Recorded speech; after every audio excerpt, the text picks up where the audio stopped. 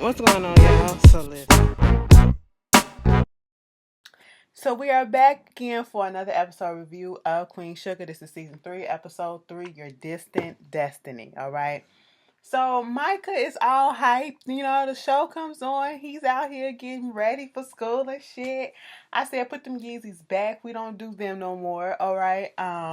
I said, I don't know. It looked like he was looking for some clothes that'll kind of downplay him and then, let him fit in well and not, make him look like money. Okay. But he was looking for some stuff, and Charlie had to come in there and talk to him, and tell him to turn that goddamn music down. First of all, rude ass. But everything is going good. And so he finally gets to school, and he walking down the hallway. One of the dudes that was out there who took a knee at that game, he saw him, was like, "Yo, Wes, you going here now? Kiki, where you been hiding him?" That's what that other girl said. I said, none of your goddamn business, girl. Finish that conversation you was having with him. Okay? And so, they walking down. They are so cute together. Kiki and Micah are so really cute together. And, she was like, we finally go to the same school. But bitch, why we ain't got no classes together? You need to talk to your mama and get permission from the principal, whatever, so we can switch and have English together and all that stuff. I was like, girl, don't become the nagging girlfriend, okay? Now it feels like, because with Micah's storyline, Micah, he's he's coming into his own. And it feels as though he's learning about stuff that he should have been learned about throughout his childhood, but he's been so sheltered. And that's his problem. He's been so sheltered living out there in California, being in these private schools surrounded by these white people, having everything done for him, not having to think about certain, issues because he never had to face them because of the place that he was living at. Now he's down in the South in a rural area, and he can clearly see the poverty. He can clearly see the issues that are facing actual black people. And, now he feels like he needs to learn more, and his spirit and everything, his soul is becoming awakened, learning about the flight of his people, his community, his real community, okay, where his family come from. And it's waking him up, and he's just like gun ho, and he want to do something about it, take charge. He's becoming friends with the kids who took the knee, and they even ask, why are you down here? Who transfers from a private school to a public school like this just to come slum with us? And he was like, everything, you need to take a stance on stuff.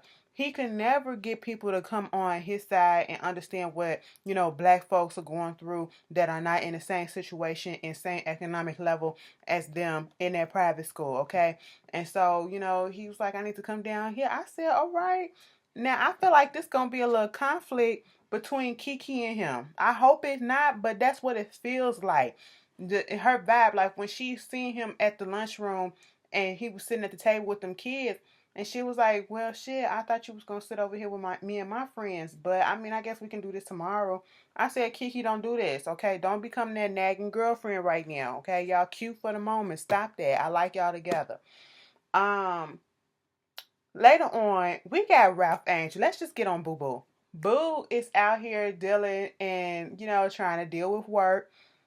I love what Ralph is doing, okay? Ralph is not just sitting around waiting on the harvest and waiting on to get some people to come in and play with the field or whatever.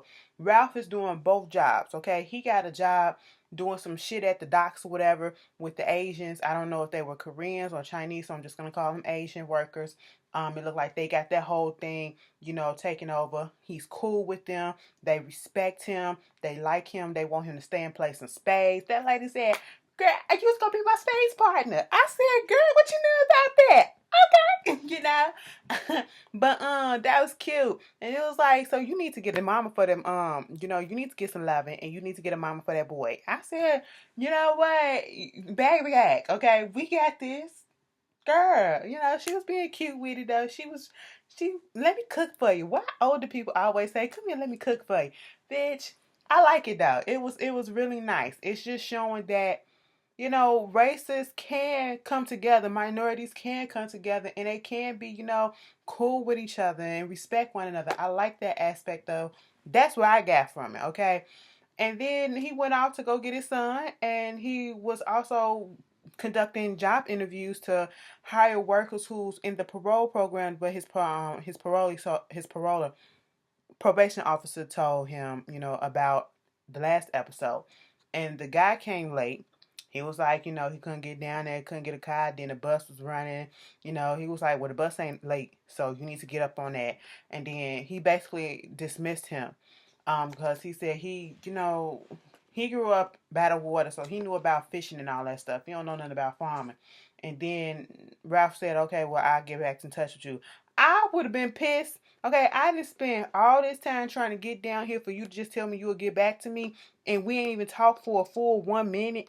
Bitch, you got me fucked up. But see, he kept it kind of cool and collected. He was like, you need to put a flapper on them goddamn exhaust.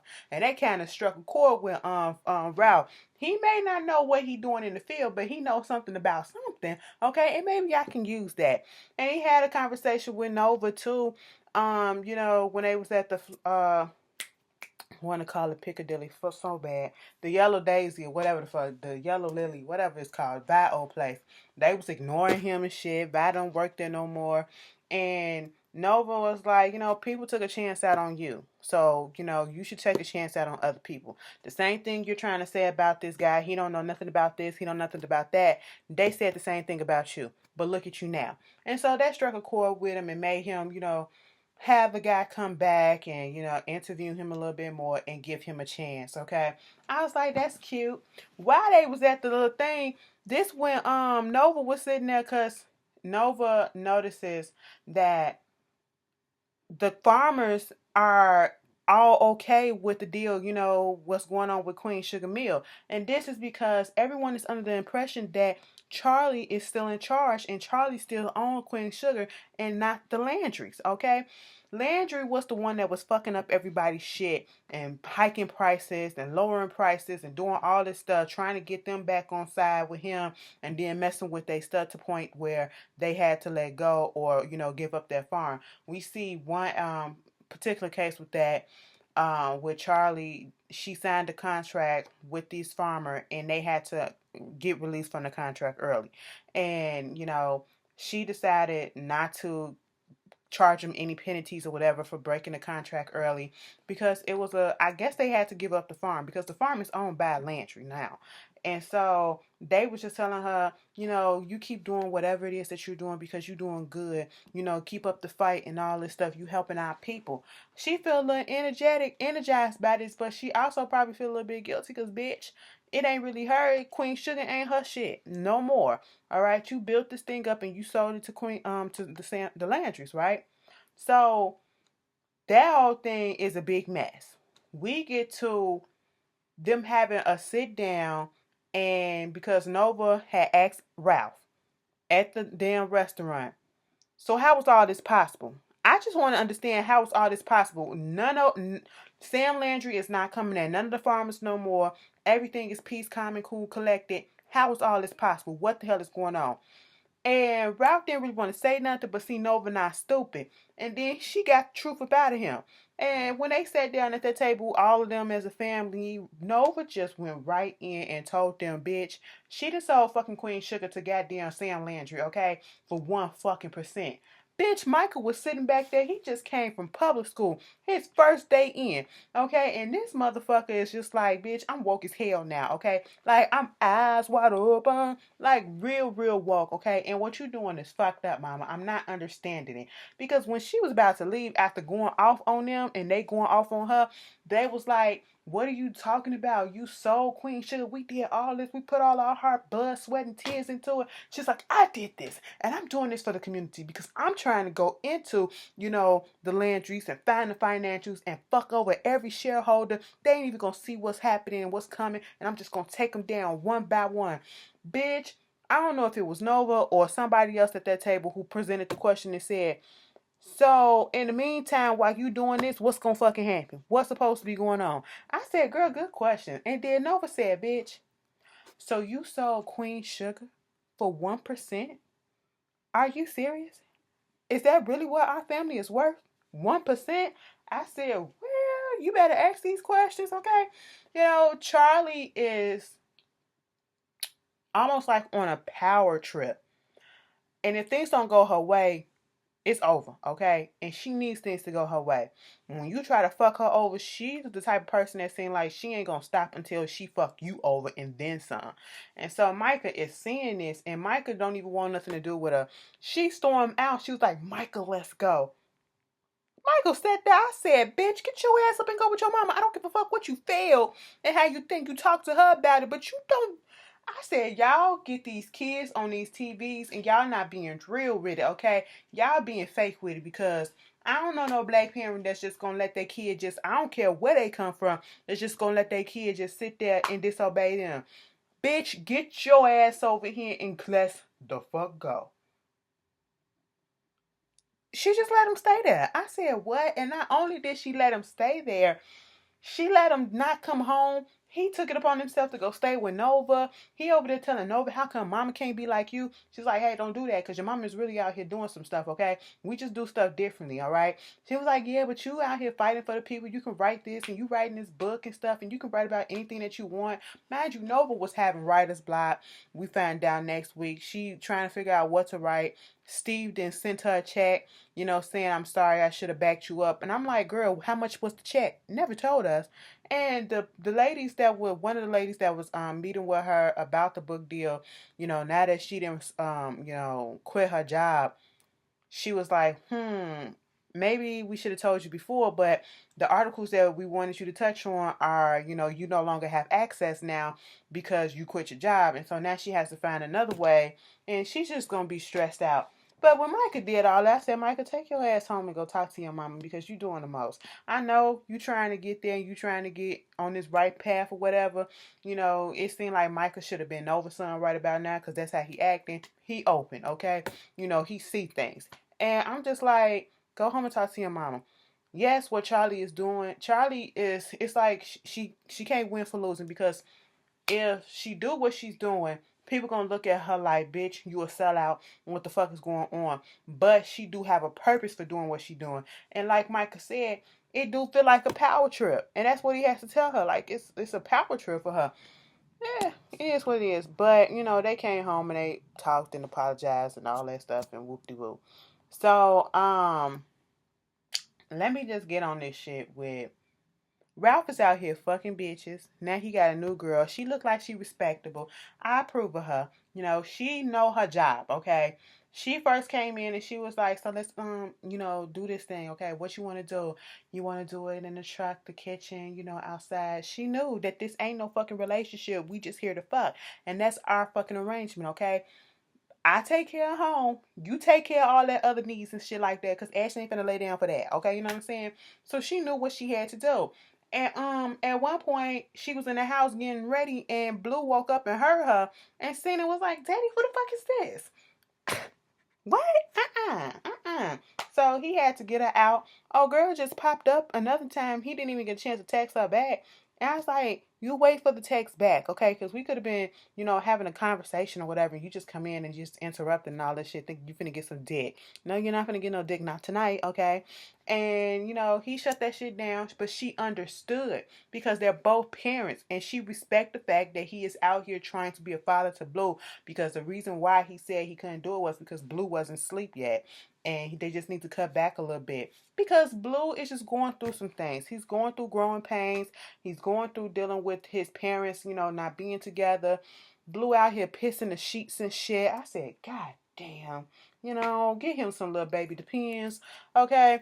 And instead of getting mad at him, Ralph talked to him and make sure that he understood that it was okay. It's not really his fault. You don't have to be ashamed about it, but we will help you out with this. And I was like, you have that as father and son. Like, he is really out here taking care of another man's child. Like, he dead ass. I mean, that is a good man. That is a good man. Anyway. So, he out here hiring people, taking care of other people's kids and shit.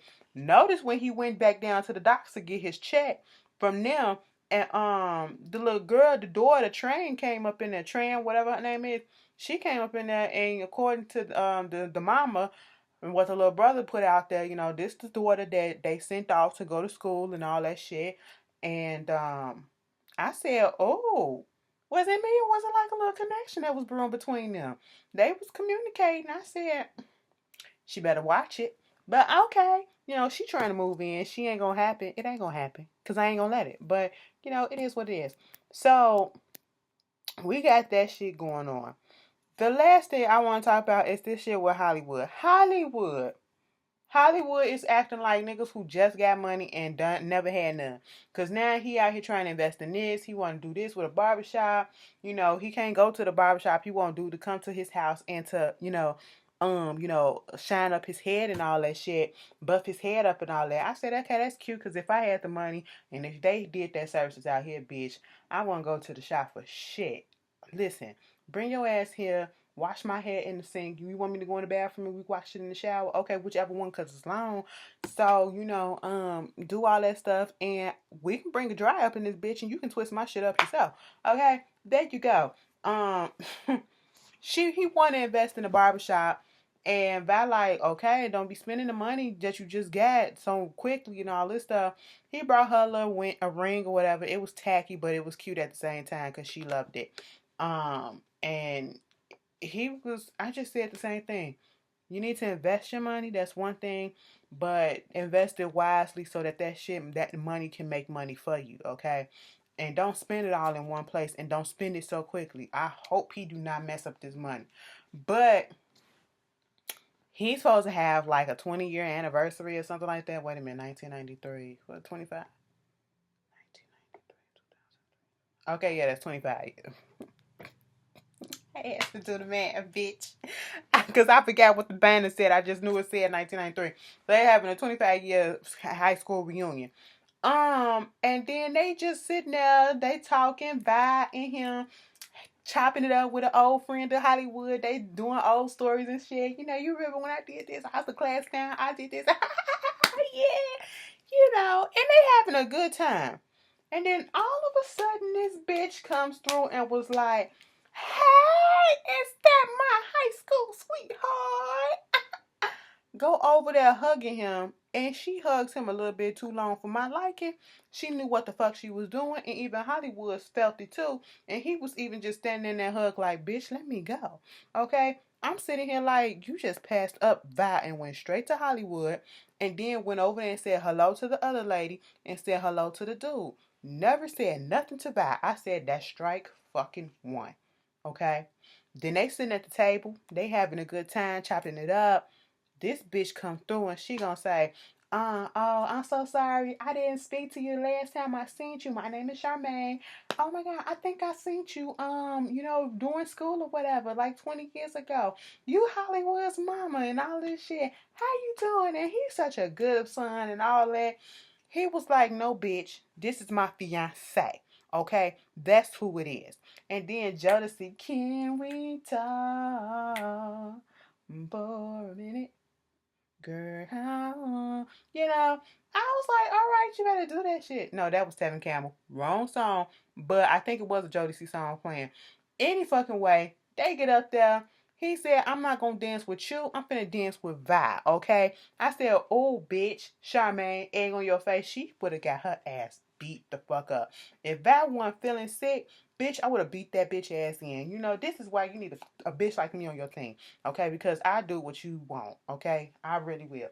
Then they get on the floor. They having a good time. The other couple come through. Vi said, I'm going to leave y'all to it. She go over there to get some champagne. And mama looking like she kind of felt about she about to fall out. I said, Vi, calm down. Take a breather. Go outside. Get some air. And just sit down. Okay? And that's exactly what she did. Hollywood came out there and got her seeing if she was all right. He was like, you know what? They talk too goddamn much and I'm ready to go. Let's go. And we're going to take this shit to the crib. And she was like, I like that. That was cute. Then at the end of the goddamn episode, I'm thinking everything all resolved and cute and everything. And next thing you know, we see Blue come outside when Ralph was talking to the guy. Was he talking to the guy? And giving him the papers and all that stuff. All of a sudden, Blue's like, oh my God, mommy. I said, bitch, who? You got your goddamn nerves, darling, to show the fuck back up. Because every time she calls, Ralph just get the phone to Blue. I said, bitch, don't pop up like this. Hey, I'm here. Like ain't nothing happened. Like you didn't fuck up our family, ho. Okay, we gonna have to see how this ends and go down next week. But that's Queen Sugar. It was a cute little episode, not too deep. I like it. Y'all tell me how y'all feel about it. If I missed something, put it down in the comments. And I'll see y'all later. Peace.